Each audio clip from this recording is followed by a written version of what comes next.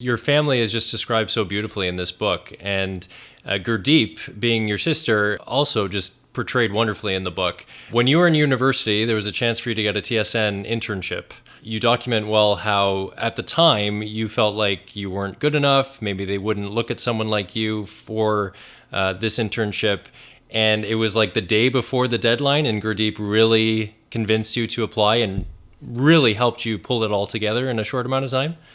That's exactly it. And that's just one moment of, there's so many examples of that in my life where she's pulled through and been there for that unconditional love and support. And, I'm really forever indebted to her for always putting herself and whatever she was doing. She pushed it to the side, to the side to help me. And, that's one of those things that I've had to learn about myself too, is that, this seed of doubt was planted in me from a young age. Whenever someone would ask me, what do you want to be when you grow up? And I would say, I want to be a hockey commentator.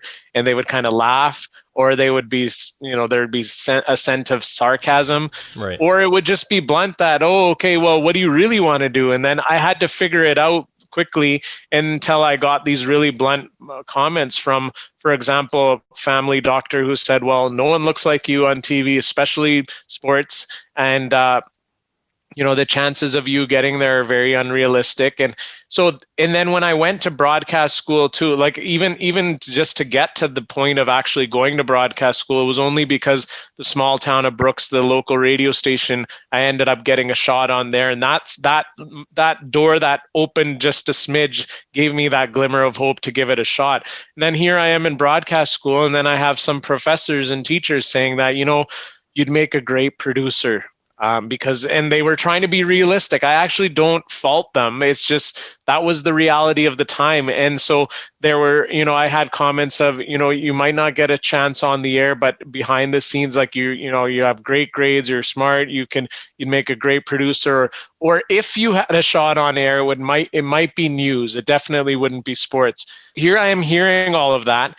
And then, the TSN internship, which is the reason why I chose to go to Mount Royal University, because I saw that other students had graduated on to have an internship with TSN. That's the reason why I chose to go there. And then I just had this disbelief, or this lack of confidence in myself. And really was my sister Gurdeep who pushed me and said that, you have to give this a shot. Like, this is why you went here. This is what the whole thing's about. And she was right. I would have regretted it had I not. And so, yeah, one weekend before the deadline, she hunkered down with me I remember sitting at the dining table. We had this yellow folder and just blank pieces of paper. And I was like, I don't even know where to start, because I was so discouraged that, I didn't see diversity on TV.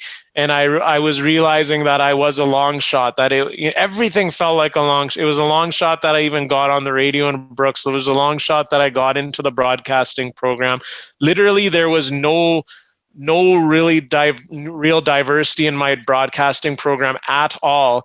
And then I started realizing that, like, every single other guy in my program wanted to do sports, like hockey broadcasting. And then I was like, it was just I was being discouraged. Even though I had a great time in the program, I learned a lot. I got voted as, the person who would become the most, like, the best weatherman or whatever. Like, my parents are news junkies, so we've been watching news and current events so long. So I was familiar with that aspect of it. But then the sports TV side just seemed so far-fetched. But really, she helped me so much. Even then, when I got that TSN internship, lo and behold, she flew out to Toronto with me, because here's a kid just graduated from Brooks, not even a year or two into post-secondary. We're in a small town of 10,000 people, and all of a sudden I'm going to be driving on the 401, and this is without GPS, and cell phones were not even that common back then. And so she flew out with me to figure out, okay, where am I going to stay, and